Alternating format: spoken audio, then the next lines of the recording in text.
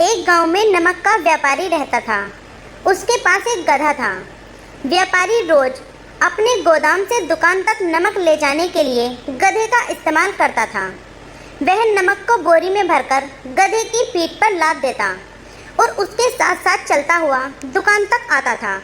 व्यापारी का गधा आलसी प्रवृत्ति का था। काम से बचने के लिए वह नित नए उपाय सोचता रहता था। गोदाम से दुकान तक के रास्ते में एक नदी पड़ती थी, जिस पर एक छोटा सा पुल बना हुआ था। एक दिन नदी पर बने पुल पर चलते समय अचानक गधे का पैर फिसल गया और वह नदी में जा गिरा। नदी में पानी से नमक की बोरी भीग गई। जब तक व्यापारी ने गधे को पानी से निकाला, तब तक बोरी से भरा हुआ सारा नमक घुल चुका था।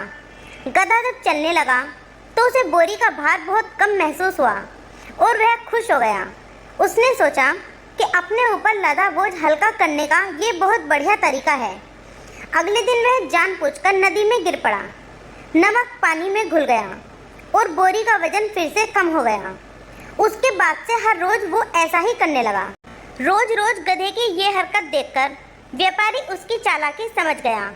उसने गधे को सबक सिखाने का फैसला कर लिया और अगले दिन बोरी में नमक के स्थान पर रुई भरकर गधे की पीठ पर लाद दी। रुई हल्की थी।